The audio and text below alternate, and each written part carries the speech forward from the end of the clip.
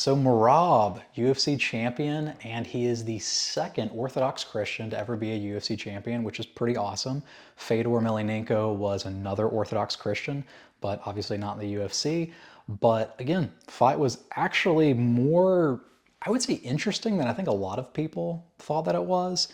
But I think other than the fight itself, kind of the main thing that I'm surprised no one else is talking about is Herb Dean. Herb Dean was like really, really weird in that fight. And funny enough, it's on UFC Fight Pass if anybody wants to watch it. I know most people, watch it on other websites. But again, if you have UFC Fight Pass, it's already up there anyways. But yeah, Herb Dean, very odd. One thing that I thought was interesting, I know Luke Thomas just put up a video, was excessive coaching. Should that actually be against the rules? I think in the moment, I kind of understood why it was a rule, but at the same time, again, you have the crowd. The crowd is yelling out stuff all the time. You have these drunk people who are, yelling out just all kinds of things. And at the same time, I don't know. I mean, maybe it's different with the coach, but even like Aljamain Sterling said that he never heard Sean O'Malley's coach yell at him whenever everybody was like, oh, well, it's probably because, the reason why he rushed in is because of Sean's coach telling him to rush in. But again, it's like, at the same time, I just don't think it really hurts or helps that much. But at the same time, I could see where that could be distracting. But then again, it's like it's not a golf tournament. It's fighting. So again, very weird. I didn't know that was a rule. But again, if it is a rule, hey, Herb Dean's not in the wrong there. But the other thing was after round two, and it was after Merab took him down and started kneeing Sean in the leg. I just noticed that like Sean started he was slow. He wasn't even just slow with like his output and stuff like that, but whenever he would actually throw like a full speed punch, it would just be very labored and very slow. So I'm not sure, again, if there was an injury going into the fight, that would make a lot of sense. But at the same time, if he got injured by some of those knees, maybe to the hamstring or something, totally would understand that as well. But kind of continuing on with the whole Herb Dean thing, at the end of, what was it? At the end of round two, I think it was, where Merab was kissing the back of Sean O'Malley. It was funny and everything, and Merab lets him up, right?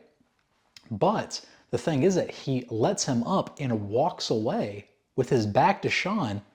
Herb's not there, to stop the fight, stand them up, and then restart. It never stopped.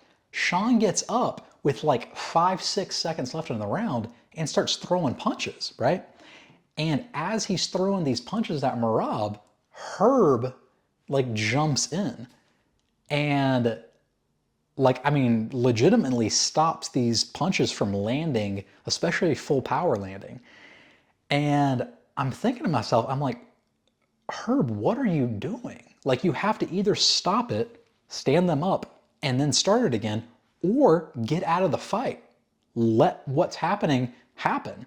And again, Rob wants to be silly, which is totally fine. I love it. But it's like whenever he kisses Sean, stands up, turns his back to Sean, he's going to get hit. He's going to get hit for that. So it's just very weird that, again, Herb Dean wants to jump in with like 5 seconds left in the round. That's a lot of time. That's enough time to, I don't know, like knock someone out who's not even paying attention. So then the other thing that was really weird was that, well, Sean basically got a second win at the end of the round three. Not just the end of like round five, but round three, you could tell that he got his win back. Whenever he was throwing punches, they were actually fast and they had power. But then, again, continuing on Herb Dean, it was warning them on the feet and on the ground whenever Merab was pretty much in control. But again, Herb is yelling at them to fight. And again, it's like, man, there are a lot of fights, let's say of Chael Sonnens or, people like that who basically just lay and pray.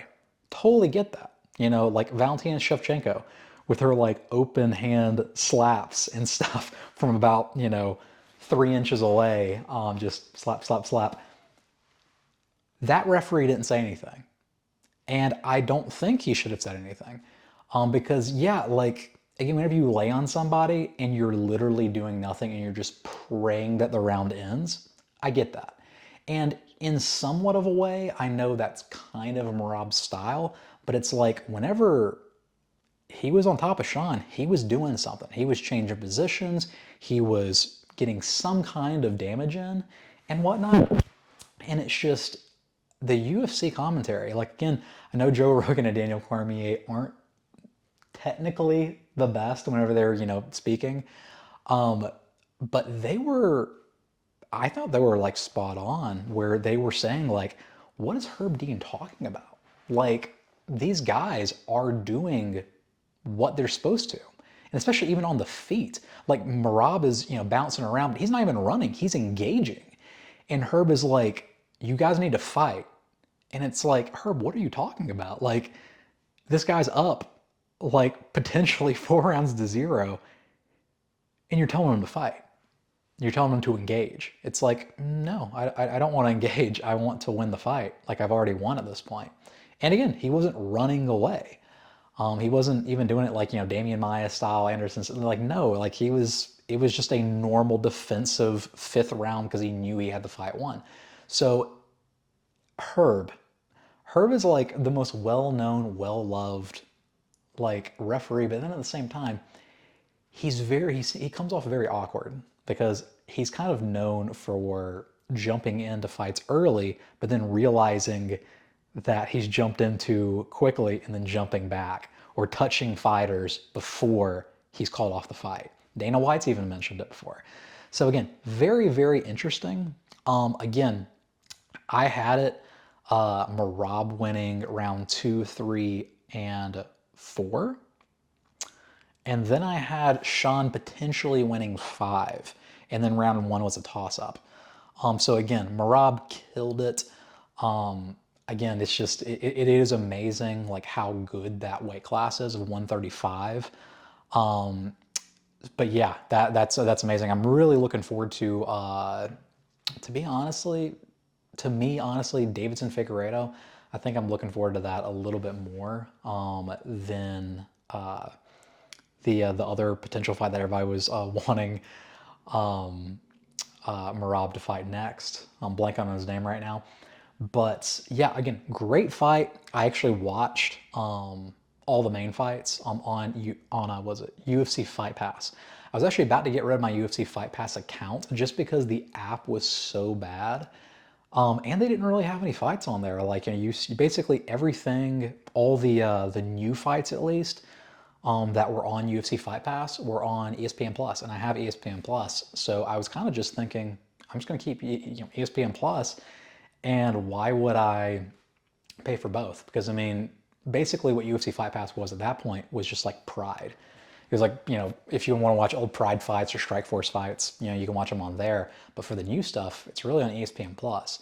But I noticed recently, because usually I stream on my Xbox, and at least that app is fantastic. Like you can tell they completely revamped it. And then 2, I'm not sure if this is what's going to happen going forward or if it was just for UFC Noche, but they were on. Like, I was kind of shocked. I was like, oh man, I guess someone messed up and put all the pay-per-view fights onto UFC Fight Pass, but they were on there. Like, I mean, just front and center. I'm very, very impressed with that because on ESPN Plus, they were not.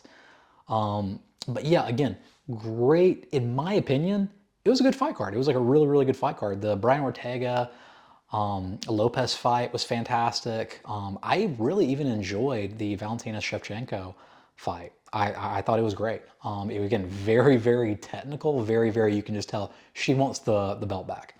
Didn't really care how she did it, but she was like, yeah, the other, like, Alexa Grasso, like, I would imagine both of them 9 times out of 10, they win 5 and 5. But then Valentina Shevchenko is like, okay, I know for a fact that I can beat her in the wrestling, and it's going to be boring, but I'm going to get my belt back. So very interesting stuff. I am really, really happy that that happened just because Valentina Shevchenko, in my opinion, is #2 female fighter of all time behind Amanda Nunes.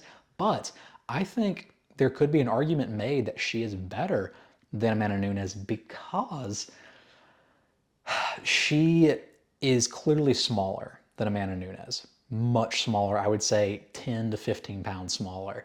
And those fights were super, super close. And then whenever you look at somebody like Chris Cyborg, she's so much bigger than everybody else. And her competition is probably not as good as Amanda Nunes, and she gets knocked out by Amanda Nunes. So I would say Valentina, she is right up there. She is right up there with Amanda Nunes. And if she like defended her belt, let's say 2 more times, something like that, I think that would be a legitimate argument, especially against some of the really good up and coming people like Rose Namajunas. That would be incredible.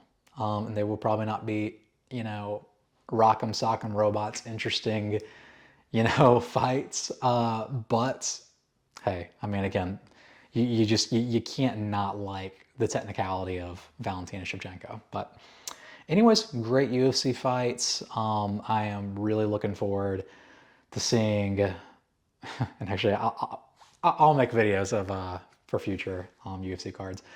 But yeah, because I have not made a video in forever, been super busy, but I really, really want to be more consistent on this. But yes, I will see you in the next one.